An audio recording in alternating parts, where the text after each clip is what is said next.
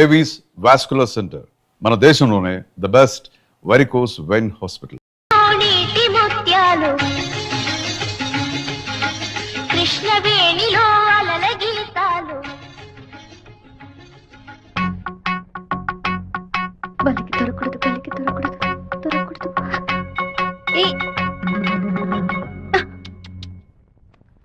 Thank God. వెళ్ళొస్తాను మావయ్య. జాగ్రత్తగా వెళ్ళిరామా. పిల్లల్ని స్కూల్లో దించేయమ్మా. జయంతి ఎన్ఎస్ఎస్ క్యాంప్ లోనే సెటిల్ అయిందా? నేను అక్కడే ఉండని. నువ్వు ముందే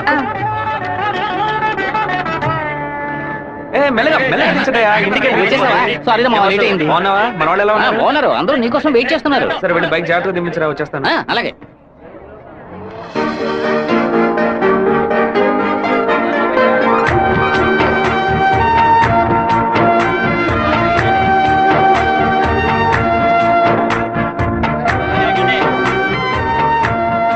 హలో, నువ్వు రాధికే కదా? నేను శివాని. చిన్నప్పుడు అశోక్ విద్యాలయ స్కూల్లో నువ్వు 5th క్లాస్ నేను 8th క్లాస్ గుర్తులేదా? നിങ്ങൾ പറയുന്നത് മനസ്സിലായില്ല. నువ్వు ఆ ఫారం కూడా రాధికవేగా? എന്താ അത്? നിങ്ങളതോ തപ്പ പറയുന്ന മാത്രം ഉണ്ട്.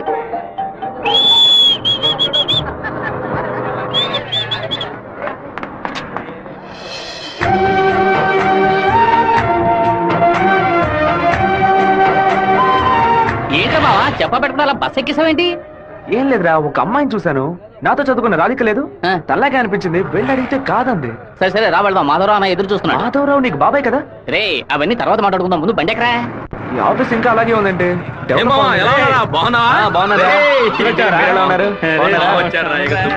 మామయ్య ఎలా ఉన్నావు?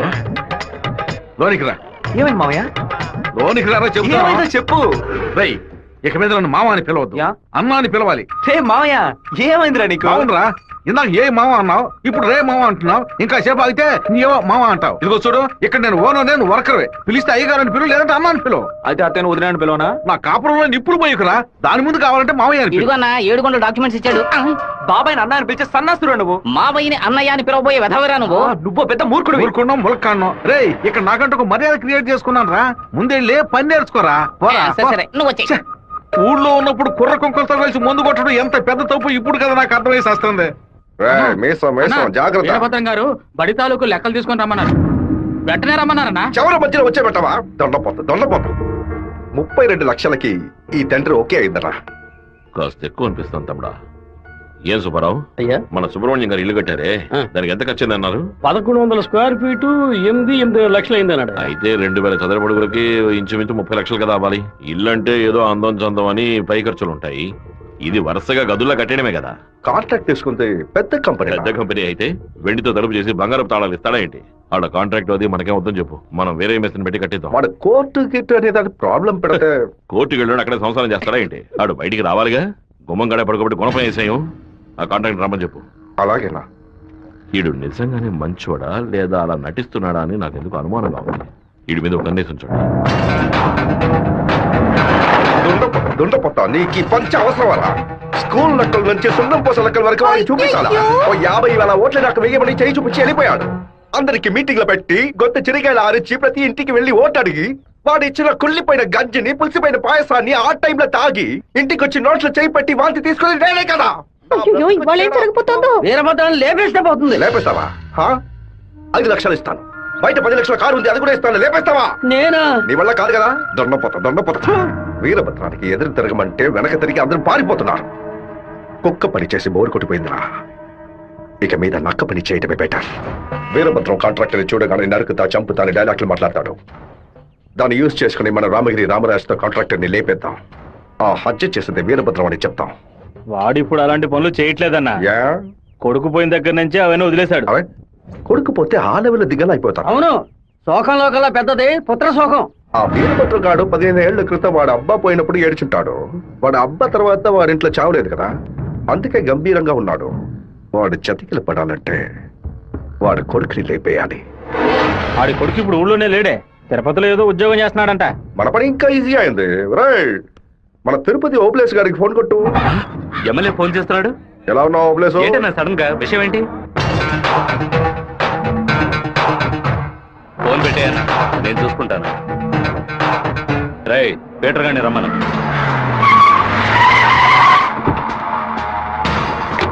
అబ్బాయి పేరు శివ, ఆర్కే రియల్ ఎస్టేట్ లో పనిచేస్తున్నాడు. నీకు వాడికి పర్సనల్ ప్రాబ్లం, అందుకే నువ్వు వాడిని లేపేసినట్టు రికార్డులో ఉండాలి. ఇది ప్లాంట్ మర్డర్ అని ఎవ్వరికీ తెలియకూడదు. టైం లిమిట్ లేదు. ఓర్పుగా జాగ్రత్తగా చేయాలి. ఈ పని డబ్బు కోసం చేయట్లా, పేరు కోసం చేస్తున్నాను. మిస్ అవ్వకూడదు. డబ్బులు తీసుకోలేదా? ఎవరన్నా వాడు? ఎమ్మెల్యే రాజశేఖరం, ఆంధ్రాలోనే ఎక్కువ ఓట్ల మెజార్టీతో గెలిచిన వాడు. ఎప్పటికైనా మంత్రి అవుతాడు. ఓకే అన్నా. మరి వాసు శివన్ తీసుకుపోయి రేణుగుంట పక్కన ఉన్న మన లేఅవుట్ చూపించు. కుమారు ఎయిర్పోర్ట్ పక్కన 4 ఫ్లాట్లు రీసేల్కి వచ్చింది. మలేషియా నుంచి ఒక పార్టీ కొట్టానికి వచ్చింది. చుట్టుపక్కల వాళ్ళకి తెలియదు బాక బేరం జరగొడతారు. ఎయిర్పోర్ట్ పక్కన ప్లాట్.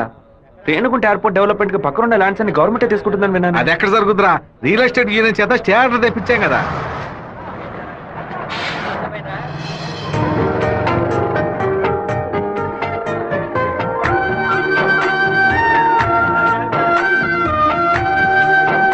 రే మావా, ఆ రోజు బస్సులో చూసానని చెప్పాను రాధిక ఈ కాలేజ్ లోనే చదువుకుంటున్నట్టుంది.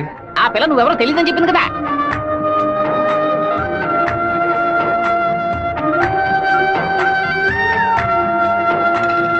ముస్టేసే స్టైల్ కూడా అలాగే ఉందిరా.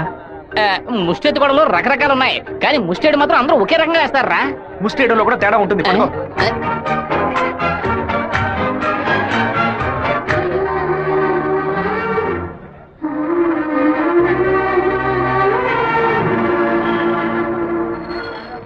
అరే బావా, రే బావా, నువ్వు వచ్చేసావా? నీ పాడుకు నువ్వు ఊరోజు వచ్చేసావు. నిన్ను చూడకుండా ముద్ద దిగట్లేదు, నిద్ర పట్టలేదు. అందుకే కొద్ది రోజులు నీతో పాటే ఉండి స్వర్ణముఖి నదిలో స్నానం చేసి ఇక్కడేదో బెల్లు కంపెనీ ఉన్నట్టు కదా, అవునా? సైకిల్ కి 10 బిల్లులు కొన్నామని వచ్చాను అంతే. నా మీద నీకు అంత ప్రేమట్రా? ఉండదా మరి? అన్నయ్య, సైకిల్ సత్తిగాడు అక్కడికి వచ్చాడా? అవును. నిన్ను చూడకుండా ఉండలేనని ప్రేమను ఒలగబోసుంటాడే. అవును. వాడు అక్కడికి వచ్చింది ఒక స్పైగా అన్నయ్య. ఏంటి? అక్కడ నువ్వు ఏం వెలగ పెడుతున్నావో తెలుసుకోవడానికి నాన్న వాడిని అక్కడికి పంపారు. సరే సరే, నువ్వు ఫోన్ పెట్టా, నేను చూసుకుంటా.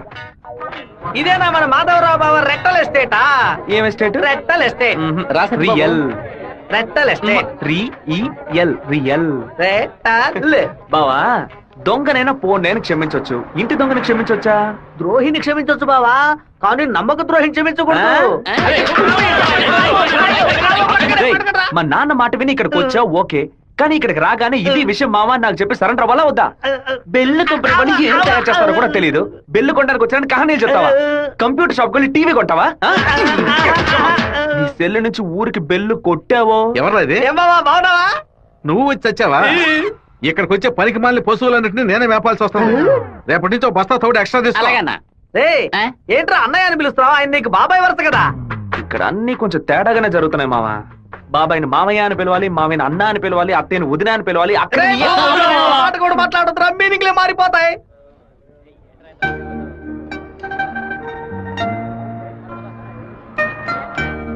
అరే బావా, బావ నిన్ను ఆఫీసే కదా చూసుకోమన్నాడు, ఇక్కడుండి పరాకులు చూస్తావేంటి?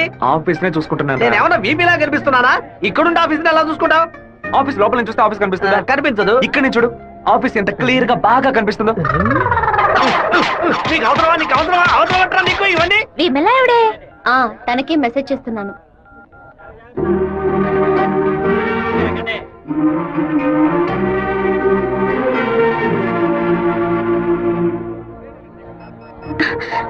ఏ రాధిక, చట్టను చూడొద్దు. ఆ పయ్య నేతవంతానే ఎదురులా ఉన్నాడు. నువ్వెందుకు రాధిక కాదని కళ్ళని చెప్పావు? చిన్నప్పుడు లెక్కల మాస్టర్ని బెత్తంతో కొట్టాడు రౌడీ విధవ. నేనే రాధికనని చెప్తే వెనకాల తిరిగి టార్చర్ పెడతాడు. Hi Radhika.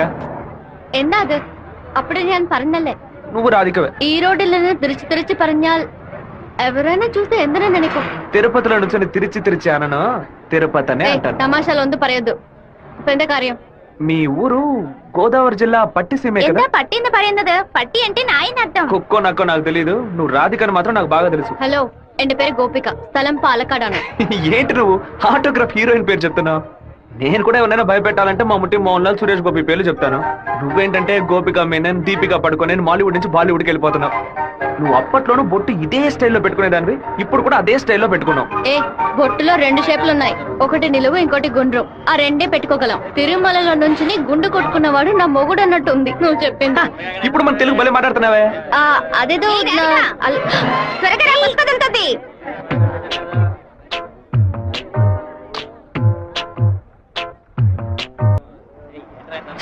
Hand bar bend అయిపోయింది. వెంటనే తీసేస్తాను. అలవాటు ఇంకా వీడు మానుకోలేదా? అయ్యో కరెంటు స్తంభాలు చూడగానే కుక్క కాలు ఎత్తినట్టు నీకేంట్రా ఈ చండాల అలవాటు? బంగారు లక్ష్మి క్లినిక్. ఈవిడ బంగారం లాంటి డాక్టర్ రా. రండి. ఏంట్రా ఆ డాక్టర్ దగ్గర తీసుకొచ్చారు? మీకేమిటి ప్రాబ్లం? దెబ్బ తగిలిందండి. ఎక్కడ దెబ్బ తగిలింది? ఎప్పుడు సైకిలోనే వచ్చి గుద్దుతాడు, ఎవ్వు పంచర్ అయ్యేది. ఇప్పుడేమో ఒక కార్ రోడ్ కంట్రోల్ లేకుండా నన్ను గుద్దేసి టైర్ పగిలిపోయిందమ్మా. అప్పుడు మీరు పంచర్ కొట్టు కదా వెళ్ళాలి. డాక్టర్ల దగ్గర లాయర్ల దగ్గర దేన్ని దాచకూడదు, ఓపెన్ గా ఉండాలి. ఓపెన్ చేస్తే మీరు బెదిరిపోతారు డాక్టర్. ఏమిటి చేతికి దెబ్బ తగిలిందా, కాలుకి దెబ్బ తగిలిందా? ఎక్కడ దెబ్బ తగిలినా లోపలికి వెళ్ళి ఎక్కడ దెబ్బ తగిలింది? అందుకే నేను అప్పుడే చెప్పాను.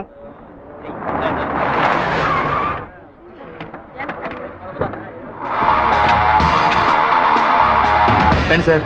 ఏం కావాలి సార్? ఎవరా నువ్వు? ఇక్కడ పనిచేస్తున్నాను సార్. పనోడివా? అరే పేట్రో ఎప్పుడు వచ్చావయ్యా? రా వాడు మనూరు పిల్లడేలే. టీ తాగుతావా? తెమ్మను. రే మణే, వాడిని తెమ్మను. ఎందుకు పని వడ్డేస్తాడయ్యా? ఒరే మణే, ఇక్కడ వర్కర్వే కదరా నువ్వు, వెళితే. అయ్యా మా బంధువుల పిల్లోడు. నేనే వెళ్ళి తీసుకొస్తాను.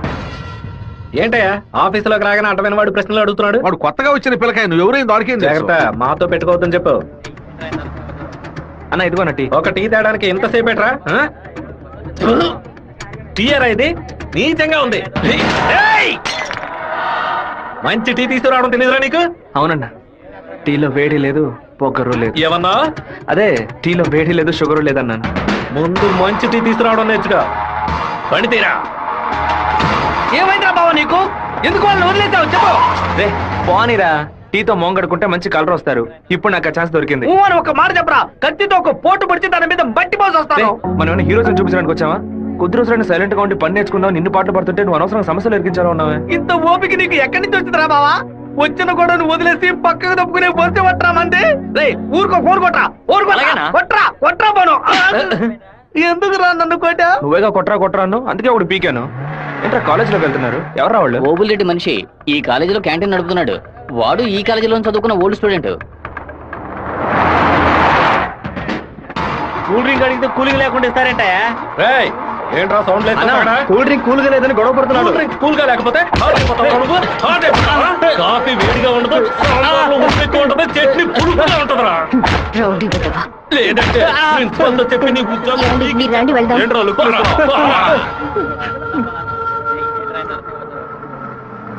వెంకటేశ్వర కాలేజ్ దిగండి. హలో రాధిక, ఎలా ఉన్నావు? చూసి 2 రోజులైంది. ഞാൻ రాధికనే. പക്ഷേ మీరు అనుకున్నట్టు రాయలసీమ రామగిరిలో అశోక్ విద్యాలయంలో 4వ క్లాస్ చదువుకున్న ఆ రాధికని కాను. అరే పక్కగా బయోడేటా చెప్పినట్టు చెప్తున్నావా? పాలకాడ్ నుంచి చదువు కోసం నేను తిరుపతి. బాగా గుర్తు తెచ్చుకొని చూడు. చిన్నప్పుడు స్కూల్లో పెన్సిల్ చెక్కేటప్పుడు చెయ్యి స్లిప్ అయి తొడకు కోసుకొని ఏడుస్తూ ఉన్నావు. బెటరీ నా మ్యాథ్స్ బుక్ లో పేపర్ చేసి నా ఉమ్ముతో బ్యాండేజ్ చేశా. ఓ వారం తర్వాత వచ్చి గాయం మానిపోయిందని తొడ చూపించావు, కానీ ఆ మార్క్ అలాగే ఉండిపోయింది. నీకు అనుమానం అయితే నీ తొడ మీద చూడు, మచ్చ ఉంటుంది. ఏంటిది? నడి రోడ్లో నిలబట్టి అది చూడు ఇది చూడని తప్పుగా సారీ నువ్వు ఇంటికి వెళ్ళి చూసుకో, అదే కరెక్ట్ గా ఉంటది. హే శివ, నువ్వు తిరుపతిలో ఏం చేస్తున్నావు? జయంతి బాగున్నావా? చూసి చాలా రోజులైంది. ఫైన్. ఏ రాధిక, నువ్వు ఇంకా శివతో టచ్ లోనే ఉన్నావా? పెన్ ఫ్రెండ్సా, మెయిల్ ఫ్రెండ్సా, లేక ఫోన్ లో టచ్ లో ఉన్నారా? అయ్యో వీడెవడో కూడా నాకు తెలీదు. శివ తెలీదా నీకు? మన స్కూల్ ఎస్పీఎల్ బ్లేడు, పేపర్, తొడ ఉమితో మందేశాడు, మర్చిపోయావా? ఇదే నేను ఎప్పటి నుంచో చెప్తున్నాను, కానీ తనేమో సొంత ఊరు పాలకాడు, నాన్న పేరు ఓమర్గుట్ట, అమ్మ పేరు ఓమర్గుట్టి అని మలయాళంలో ఏదేదో సంసారిస్తోంది. 10 రోజులు నీ ఎన్ఎస్ఎస్ క్యాంప్ కి వెళ్ళొచ్చే లోపల నువ్వు మలయాళిగా మారిపోయావా? మంజు మలయాళి. మాకు బోర్ కొట్టినప్పుడల్లా మలయాళంలో మాట్లాడుకుంటాం. ఆపుతావా నీ బయోగ్రఫీ? జయంతి నీ ఫోన్ నెంబర్ ఏంటి? 9950887461. రాధికాది ఒక నంబరే డిఫరెంట్, 87462. నా నంబర్ ఎందుకు ఇచ్చావు? సారీ, దాని నంబర్ ని అరేంజ్ చేసి పారేసే నెంబర్. బావా ఏం చేస్తున్నావురా ఇక్కడ? అనంతపురానికి ఎన్ని బస్సులు వెళ్తున్నాయో లెక్కేస్తున్నాను. వద్దురా బావా, అది మలయాళం అమ్మాయిగానే ఉండిపోని, మనం తెలుగు వాళ్ళుగానే ఉండిపోదాం. 2 రాష్ట్రాలు కలపడానికి మనం పాటుపడింది చాలరా. సగం బాడీతో మనం పులివెందులకు వెళితే ఎవరు మనల్ని గుర్తుపట్టారా బావా. అయ్యగారి చెవికి ఈ విషయం లీక్ అవుట్ అయిందనుకో, నా ముక్కు నుంచి రక్తం ఫ్లో అవుట్ అవుతుందిరా బావా. ముక్కుకు బ్యాండేజ్ చేసుకోవచ్చులే. వీడు నా అంత చూడండి వదిలిపెట్టేలా లేడు.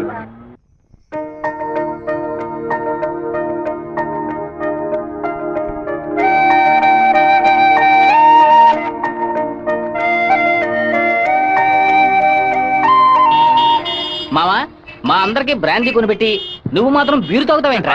మీరంతా మత్తు కోసం తాగే తాగుబోతు, నేను డైట్ కోసం తాగుతున్నా. అవును, తాగుళ్ళో అదేంట్రా డైట్? చెప్ప. లావుగా ఉన్న వాళ్ళు బ్రెడ్ చపాతీలు తిని ఒళ్ళు తగ్గించడానికి డైట్ చేస్తారు కదా, అలాగే సన్నగా ఉన్న వాళ్ళు బియర్ తాగి పెంచే డైట్. మాట్లాడేటప్పుడు ఫోన్ గెలుకుతావేంట్రా? రాధికకి లవ్ మెసేజ్ పంపిస్తున్నాను. ఆ అమ్మాయిని చూసి 2 రోజులైంది, ఈ లోపేలవా? ఇది 10 ఏళ్ల క్రితం వచ్చిన puppy love, chicken love, calf love రా. కాఫీలవ్వా అంటే? సత్తిగా చిన్నతనంలో ఒక అమ్మాయి నచ్చిందంటే ఏదేదో అనిపిస్తుంది, కానీ ఏమీ చేయలేం. మనలో ఏదేదో మార్పు వస్తుంది, కానీ ఏది అర్థం కాదు. అయ్యగారు ఫోన్ చేస్తున్నారా? మాట్లాడు.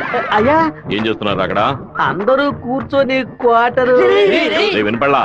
అదేనయ్యా, తిరుపతిలో నీళ్ళ సమస్య, అందుకే స్వర్ణముఖిలో 4 బాటిళ్లు నీళ్లు తీసుకొచ్చి తాగుతున్నామయ్యా. తాగుతున్నామని చెబుతున్నాను. నీళ్లను బాగా మరిగించి తాగండ్రా. అవునయ్యా, ఇక్కడ కొంతమంది బాగా మరిగించి హాట్ వాటర్ లా తాగుతున్నారయ్యా, కొంతమంది ఫ్రిడ్జ్ లో పెట్టి సలసల్లగా తాగుతున్నారు. అది సరే, మా వాడు శివేం చేస్తున్నాడు? సలసల్లగా తాగుతున్నారయ్యా. తాగేటప్పుడు కూడా డైట్ మెయింటైన్ చేస్తున్నారయ్యా. ఎందుకు డైట్? ఒళ్ళుని పెంచుకోవడానికి కొన్ని మందులు తీసుకుంటున్నారయ్యా. అలాగా? అదేదో మంచి మంది అయితే ఓ 10-12 ప్యాకెట్లు ఇక్కడికి పంపించు.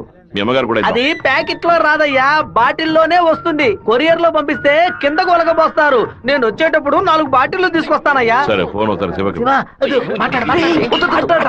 ఫోన్ లో కంపేమన్నా తెలుస్తుందట్రా? చెప్పండి అన్న. ఇక్కడ నీ పాస్పోర్ట్ రెడీగా ఉంది, నీకు వీలున్నప్పుడు వచ్చి పోస్ట్ ఆఫీస్ నుంచి తీసుకెళ్ళు. అలాగే నాన్న.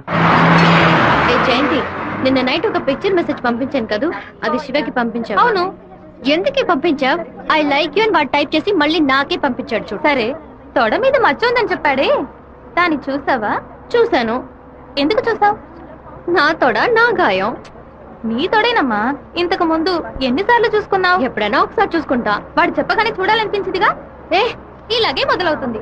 100 సార్లు అద్దంలో చూసుకుంటాం, అప్పుడంతా మన మొహాన్ని సరిగ్గా చూసుకోం. రోడ్డున పోయే ఒకడు నువ్వు చాలా అందంగా ఉన్నావని చెప్తే చాలు. పువ్వులు పెట్టుకునేటప్పుడు, బొట్టు పెట్టుకునేటప్పుడు, తల దూకునేటప్పుడు కూడా ఎప్పుడు మొహం అందంగా ఉందా లేదా అని చూసుకుంటాం. ఏదో లోకంలో ఉండి వాడే లోకం అనుకుని చెప్పాలనిపిస్తుంది. అందులో ప్రాబ్లము. ఆ తర్వాత సైనైడ్, సూసైడ్ అని అమ్మాయిల జీవితం మొత్తం టెన్షనే. ఆపుతావా? శాపాలు పెట్టకు. కాలేజ్ వచ్చింది. హాయ్ రాధిక, ఎలా ఉన్నావు? మీకేం కావాలి? ఇలా ఉన్న పడంగా అడిగేస్తే ఎలా? ఏం జయంతి, చెప్పేనా? అనవసరంగా నిన్న రాత్రి నాకు తప్పుగా మెసేజ్ పంపించారు. ఎవరిని అడిగి పంపించారు? నా నంబర్ సేవ్ చేసుకోవడానికి మీకు ఎవరు పర్మిషన్ ఇచ్చారు? ఎవరిని పర్మిషన్ అడగాలి? హెచ్ఓడినా, ప్రొఫెసర్నా, మీ నాన్న, అమ్మనా? మీ నాన్న ఎక్కడున్నారు? తిరుపతిలోనా, వేంపల్లోనా? Give me your father's number yeah. అనవసరంగా వాళ్ళ నాన్న పేరు ఎందుకు ఎత్తావు? నేనేమన్నా ఆయన గురించి బ్యాడ్ గా మాట్లాడానా? ఏమైంది ఇప్పుడు? వాళ్ళ నాన్నగారు ఇప్పుడు లేరు. తన స్కూల్లో చదువుతున్నప్పుడే ఆయన చనిపోయారు. వాళ్ళ నాన్న గుర్తుకు రాకూడదని వాళ్ళ మావయ్య ఇంట్లో ఉంచి చదివిస్తున్నారు.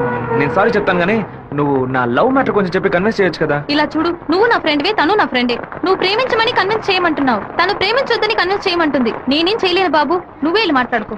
సరే, నేనే మాట్లాడుకుంటాను కానీ నువ్వు నాకు ఒకే ఒక హెల్ప్ మాత్రం చెయ్యి. ఇవాళ 6 గంటల గీతాంజలి రెస్టారెంట్ లో వెయిట్ చేస్తూ ఉంటాను. తను 10 నిమిషాలు రమ్మని చెప్పు, ఆ తర్వాత తను డిస్టర్బ్ చేయను. సరే.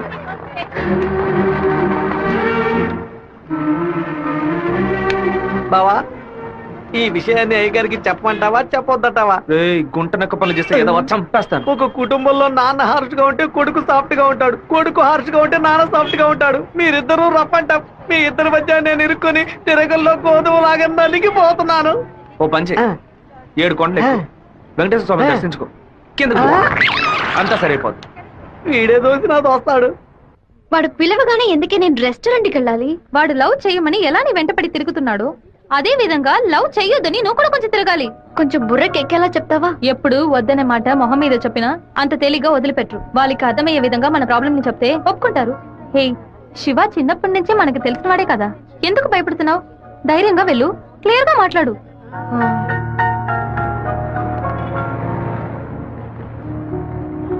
రండి సార్, రండి. లోపలికి రా. లోపలికి వచ్చండి. ఎందుకు ఇలా టెన్షన్ అవుతున్నావు? కొంచెం నార్మల్ గా ఉండు. మీ నాన్న గురించి మాట్లాడేందుకు సారీ. ఎందుకు ఇక్కడికి రమ్మన్నారు? ఏం మాట్లాడాలి? 8వ క్లాస్ చదువుకునేటప్పుడే మనసులో చిన్న లవ్, కానీ ఎలా చెప్పాలో తెలియలేదు. ఎండి ఏదో మాట్లాడతాడు, మన ప్రాబ్లం మందే. సడన్ గా ఒకరోజు నువ్వు స్కూల్కి రాలేదు. నీ క్లాస్కి వెళ్ళి అడిగి చూస్తే అందరూ నువ్వు ఎక్కడికి వెళ్ళావో తెలియదు అన్నారు. 2 months పోయాక హాఫర్లీ ఎగ్జామ్ టెన్షన్ లో నిజంగా నిన్ను మర్చిపోయాను. ఎప్పుడు నిన్ను బస్సులో చూసానో అప్పుడు పాతవన్నీ గుర్తుకొచ్చాయి. నేను ఏం చెప్పాలనుకుంటున్నా? అనుకునేది ఏది జరగదు. మా అమ్మ ఎంతో కష్టపడి నన్ను చదివిస్తోంది. నేను ఆవిడకి నిజాయితీగా ఉండాలి. ప్రేమ పేరుతో బైక్ లో తిరగటం, సినిమాలకు వెళ్ళడం, పార్కుల చుట్టూ రెస్టారెంట్ల చుట్టూ తిరగడం నాకు అస్సలు నచ్చదు. నేను అలాంటి అమ్మాయిని కాను. నెక్స్ట్ వీక్ మీట్ అవుదాం, సరేనా? Okay okay. నేను చెప్పింది మీకు అర్థమైంది అనుకుంటాను. సెట్ పూరి. దయచేసి నా బాధను అర్థం చేసుకోండి. ఇంకా హలో, నీకన్నా బుద్ధుందా? లోపల మనుషులుంటే ఎగేసుకొని తెరిచి పడి చూస్తున్నా. మావయ్య, అది నేను మావయ్య.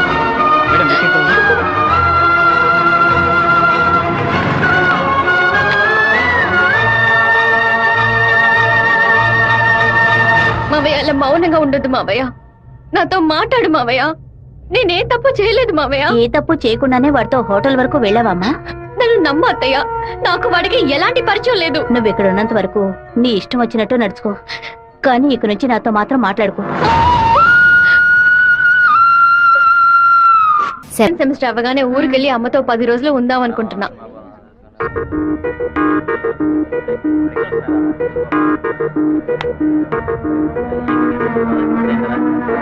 నీకు అసలు కనికరమే లేదా?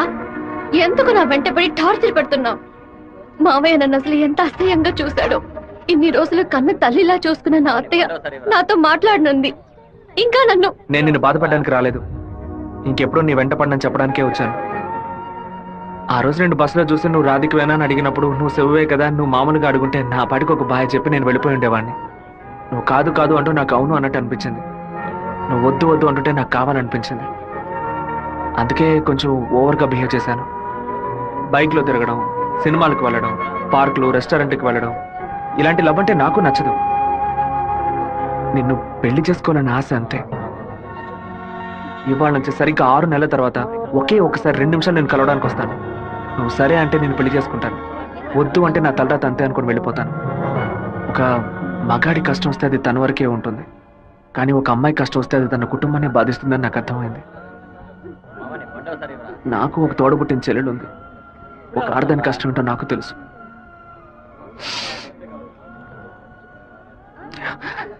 నిన్ను రెస్టారెంట్ కంపల్ చేసి పిలవడం నా తప్పే, క్షమించు.